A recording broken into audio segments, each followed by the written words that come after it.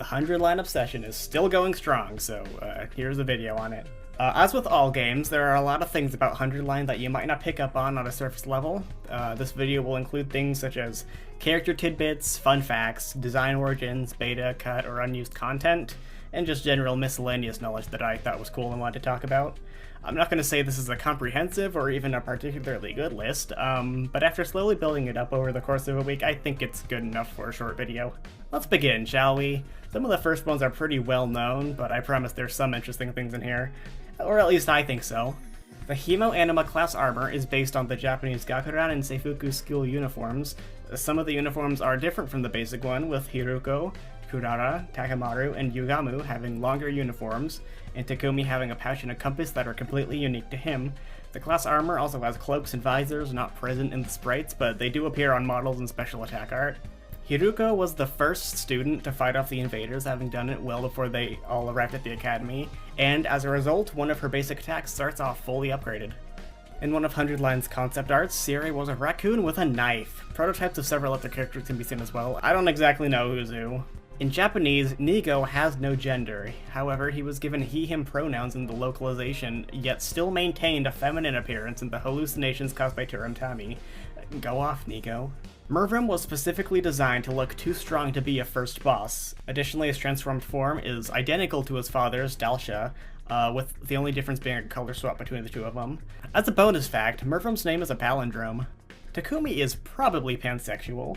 I mean, undoubtedly, that just comes with the territory of being a protagonist. There is nobody in the SDU that Takumi Sumino hasn't slept with. This isn't confirmed, but it's a popular theory that 100 Line reuses Danganronpa's beta designs.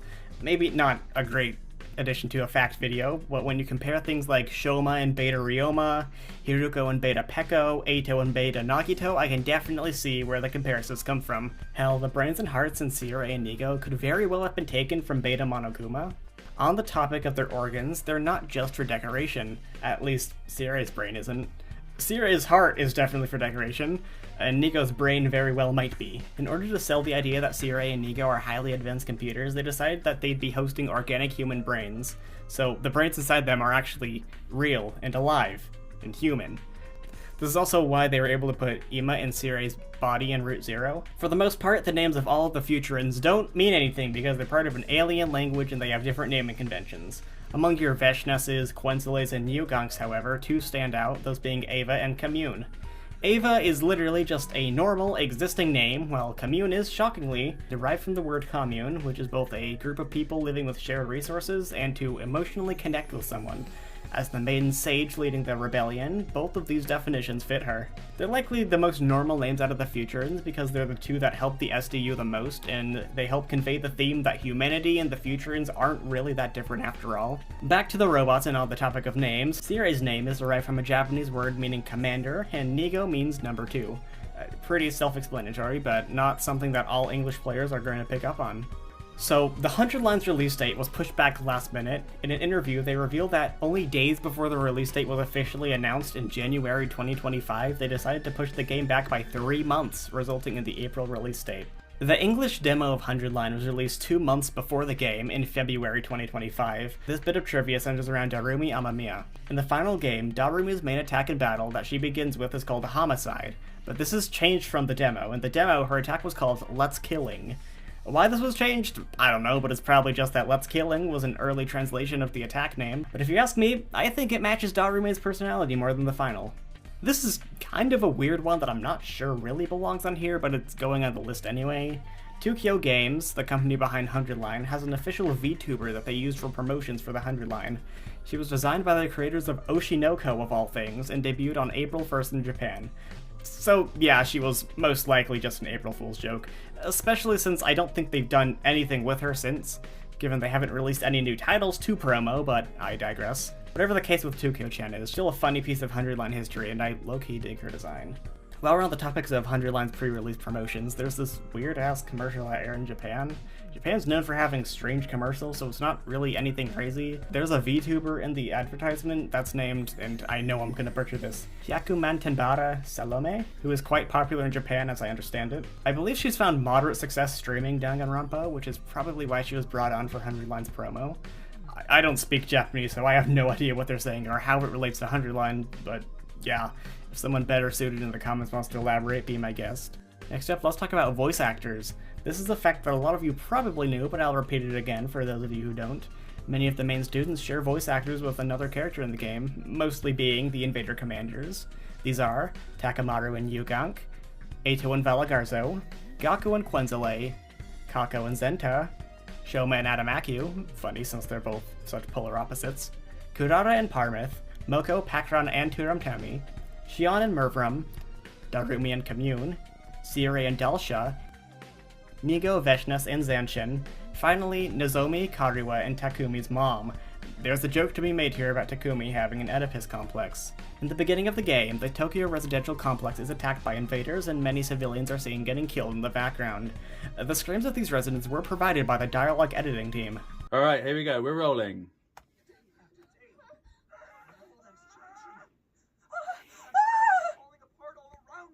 Yay! In the coming-of-age route, the tattoo that Nozomi and Takumi used to lie about Nozomi's past is translatable since the future in language has been deciphered. It says, and again, this is Japanese, so I'm going to butcher it horribly, Eribara Shimono, or the Chosen One. There are a ton of references in the 100 line, and I can't cover them all, but this one was cool, so I'm including it. During one of Moko's bonding events, she mentions having met a martial artist nicknamed the Ogre, which is obviously referencing Sakura Ogami from the first Danganronpa game. It's also worth noting that according to Kodaka, Moko would be best friends with Aoi out of all of the Danganronpa cast, which is interesting because that's also the role Sakura takes. This was just funny. According to Kodaka, Gaki was a Hatsune Miku fan. Of course, this isn't explicitly stated in the game, but if one of the main creators says so, I'm inclined to believe him. If you played Danganronpa, then you probably clocked this one immediately, but the Kamakura General Hospital is a reference to Izuru Kamakura. However, it was previously called the Sacred Hope Hospital, which very well still might have been a Danganronpa reference. Every morning starts off with an announcement by Sire, and while most are not notable, some switch it up. Day 69 is one where the joke is clear, but the next special announcement is on day 78, which is less obvious. Kodaka himself was born on July 8th, 1978, meaning that his birthday is 7/8/78. This number is also part of the name given to Futurum by humanity, that being KXK787, and I have a feeling that Class 78 being a core group in Danganronpa wasn't a coincidence either. The Undying Flames have a distinctive pink color to them, indicating that they're clearly not your run-of-the-mill flames. According to Kodaka, they're pink because Danganronpa taught him to make things significant pink. I can't find a source for him saying this, but it totally makes sense if it's true. Found this entry from the cutting room floor. There are several sprites that go unused in the game, the most interesting being Bleeding Takumi, which I guess would have been used at the end of second scenario, Takamaru with the headband, which probably would have been used during the festival, several of Darumi bleeding, both in and out of class armor, Shoma and Ima swimsuits, Brainwashed Moko, also this one of Kako crying, someone give her a hug, also apparently just all of Pakron's sprites. Damn.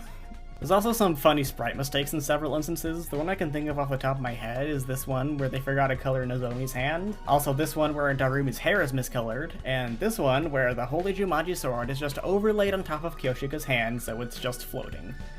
There's also a slight mistake on Ava, namely her helmeted sprites, where the shading of her hair remains on her chest plate, indicating that her unmasked sprites were made first and then the helmet was put on later.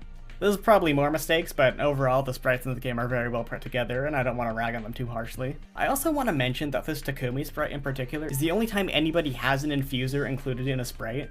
Honestly, I can't remember if or when this was actually used, but it's not listed as unused anywhere. Furthermore, on the topic of unused things, there's an unused CG featuring Kakoji and Ima that never appears. Continuing on with the unused content in the game files, there's a file that's used for labeling text boxes, and there are several unused names. Most of them are pretty normal. Other students from the timeline leaping routes, Nigo ? For the conspiracy route. The most notable one in this list is Goldie, which Takumi named one of the fish in the cafeteria. I don't know what situation would lead to Goldie needing a text box, but it's funny either way. The final thing I have today is the transformation cutscenes. This one isn't really obscure since it's just in the game, but I find it interesting anyways. At the start of every defensive battle, a cutscene plays showing the students transforming into their class armor. Most often, it's focused on Takumi, since he's the protagonist, but in the event that Takumi isn't present, someone else is shown transforming instead. To my knowledge, there are only 3 other characters that do this: Eito in Route Zero, Nozomi in Slasher, and Gaku in Second Scenario. The protagonist, his 2 best friends, and the homeless guy that everybody hates. Also, out of the commanders, I believe that the only ones that you see transform are Veshnes, Dalsha, Murvram, and Valagarzo. Again, the 2 big bosses, the first boss, and then some middle-aged dude with a mortgage. Well, that'll do for right now. I tried to look for some obscure things and not just fill it in with surface-level things like character likes, dislikes, story beats, because that's all covered in the game. It's not really interesting stuff, you just need to be literate to catch all that. But thank you for watching. If there's anything interesting that I haven't covered today, please leave it in the comments. If I can manage to scrounge up enough interesting stuff, there might be a part 2, but I might also just be too particular about what I include in this. I guess I'll see you all when I next remember my YouTube password. Bye-bye!